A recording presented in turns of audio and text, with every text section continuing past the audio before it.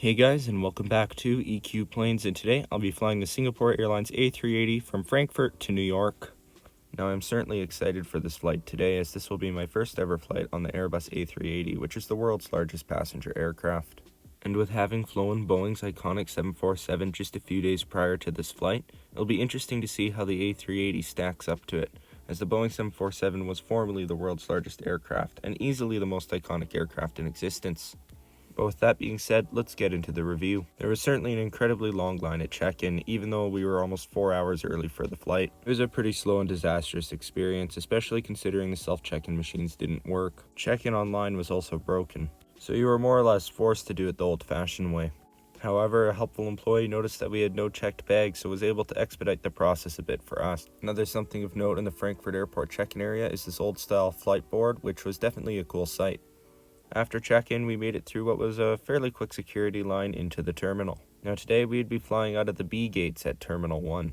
However, I'm certainly not a huge fan of the B section of the terminal, especially when compared to the A section of Terminal 1. The reason being is it certainly was a dull terminal and didn't have much in the way of places to eat and stuff to do for its size. It had one very crowded sort of coffee shop and bakery near the end of the terminal, which certainly isn't quite enough for all the international flights that move through here. However, from an AvGeek's perspective, one of the redeeming qualities of this terminal was the views it would offer of some of the aircraft parked at gate, which certainly made up for the lack of other things to do. Another thing worth mentioning about Terminal 1 is you can't really wander between the C, B, and A sections without having another ticket for a connecting flight, so really you're stuck to the section where your aircraft is departing out of. But now let's move to our gate today, B46, which unfortunately doesn't have a great view of our aircraft, but this is a Singapore Airlines A380 registered 9 Victor Sierra Kilo Zulu. This particular aircraft is Singapore Airlines' youngest A380, having been delivered in July of 2018. Which also makes it one of the youngest A380s out there altogether, as only 16 airframes were built after this one, as the A380 ceased production back in 2021. I was definitely happy to receive this particular registration, as a few years back I bought a Singapore Airlines A380 model for my collection, and this just happens to be the same registration as the one that I have a model of. So definitely got lucky there. Now quickly, before we get into the layout of the aircraft, let's talk about the boarding process on the A380. It was actually surprisingly quick for such a large aircraft, and Singapore Airlines did hand out free economy headphones on the way in. But with that out of the way, now we can get into the layout of this particular plane. This plane features Singapore Airlines' new A380 interior, which debuted back in 2017. This interior is in a 4-class layout, featuring 6 of Singapore Airlines' iconic first-class suites on the upper deck. The rest of the upper deck consists of 82 lie-flat business class seats in a 1x2x1 configuration, so this means unfortunately no upper deck economy class seats like there were on the old interior. Then, starting from the front of the main deck, you have 44 premium economy recliner seats in a 2x4x2 configuration. Then, the remainder of the lower deck features the 343 economy seats on this aircraft. This is where I'll be seated for today's flight, in seat 51A. Waiting at my seat when I arrived was this relatively comfortable pillow and blanket. When it comes to my first impressions of the A380, you can definitely feel how large of an aircraft it really is. It's a very wide, spacious, and quite rounded cabin. Another thing you'll notice is it's kind of hard to film out the window sometimes, as there's an inner layer and an outer layer to the window, with the inner layer being much larger and the outer layer being much smaller, making it kind of an odd thing to film through. Another thing that caught my eye immediately was just how large the wings were. It truly was quite an impressive sight. But now, before I leave you with some taxi and takeoff clips of the aircraft, I'd like to just shout out from Brussels to the Sky Aviation, who filmed this outside shot of the aircraft taking off, which I'll show in the bottom corner of the screen. Got to meet him the day before, plane spotting in Frankfurt. Great guy, definitely recommend subscribing to him for some great aviation plane spotting content. Anyways, enjoy this beautiful taxi and takeoff on the Singapore Airlines A380. Life vests are located under or between.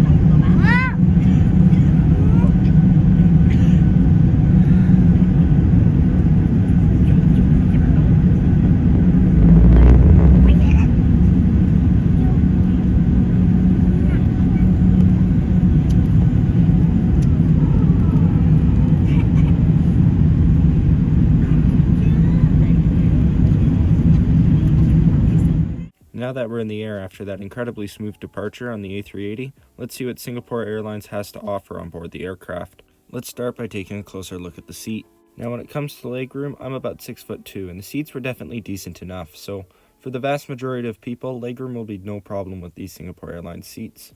The seats provided lots of pocket space to store different objects and organize them in a neat manner, something that I don't usually see on other airline seat pockets. When it comes to the tray table, it certainly was a good height above the knee. It had a little mirror on it and it could fold out to expand and become a relatively decent size. The tray table was a little bit sticky and a little bit dirty, however, though, from the previous flight. However, this flight had a very short turnaround time of a couple hours, so it was likely that they weren't able to clean the aircraft completely. Now, for those wondering how I flew Singapore Airlines between Germany and the United States and not Singapore, this is a Fifth Freedom flight, meaning that they flew the flight in from Singapore earlier and just continued on to New York. The seats also did offer an adjustable headrest and were quite well padded. Universal power outlets also came with the seats, which is a must-have feature on any flight these days. The seat is certainly a contender for the best economy seat I've sat in before. When taking a look in the seat back pocket, you have your standard safety card, air sickness bag. You also had an in-flight Wi-Fi pamphlet, however I did not purchase Wi-Fi on this flight, along with what was certainly a well-stocked duty-free magazine. Look through to see if there are any 1 to 400 models for sale, however they only seem to sell 1 to 500s. Singapore Airlines also came around with their first drink service around this time where I got an orange juice. I'll also mention that each seat had its own individual air nozzle, which is definitely something nice to have on a flight. Another thing I want to show you, which is completely unique to the A380 and isn't something you really find on any other aircraft, is the incredible amount of space between your side and the wall. So if you're booking a window seat, you're definitely in for a good experience, and I highly recommend booking a window seat not only for the incredible views, but also to have this extra space, which is really nice. Now let's move to the Singapore Airlines economy meal service. I took the chicken option on this flight, which came with a bread roll, crackers and cheese, butter, and a pasta with green beans, tomato, and a fairly juicy chicken. The meal also came with metal cutlery, which is always nice. However, my tray seemed to have a problem where almost everything was soaking wet. However, it only seemed to be my meal tray and not other people, so it was probably a one-off issue. Ice cream bars were also handed out, which is always a nice touch to any flight. But overall, the meal service was pretty good. It was nothing out of this world, however, the chicken was moist and pretty good. However, the bread roll was kind of cold. Now, while going up to film the Loo review, I did manage to get some shots out of the exit doors of the wing, which definitely looked pretty nice. Usually, the Loo reviews are pretty boring, being a small, cramped, dirty aircraft bathroom. However, this is probably the most luxurious economy bathroom I've ever seen on an aircraft. First of all, this economy bathroom was incredibly spacious. You didn't feel incredibly cramped like you do in some aircraft bathrooms. Now, despite the bathrooms not being all that clean in my opinion, I don't really think it was Singapore Airlines' fault, as I constantly saw flight attendants going into the bathrooms to clean them. I think it's more that people are just kind of disgusting. Another thing I found is that the finishings were quite unique. It was definitely a different style than other aircraft bathrooms, and usually it's hard to say that an aircraft bathroom's unique, but this one definitely was. The aircraft lavatories were also really well stocked with things like toothbrushes, female hygiene products, air sickness bags, and hand lotions, which are things that I've never seen in an aircraft lavatory before. So it's weird to say, but I think that the aircraft lavatories really helped to set Singapore Airlines apart in a good way from other airlines that I've flown in the past. Now, when it comes to the IFE, the moving map was definitely nice, and there was plenty of choice in movies, games, and other TV shows to watch. So overall, it was definitely a pretty good system. The only disappointing part of it is that Singapore Airlines does not have the exterior camera views like Emirates or some of the other A380 operators do. Then there was yet another drink service on this flight. Definitely plenty of drink services, like that they were consistent with that. Another thing that I'd like to mention is that the A380 was definitely a nice, quiet, and very smooth ride, much like the 747.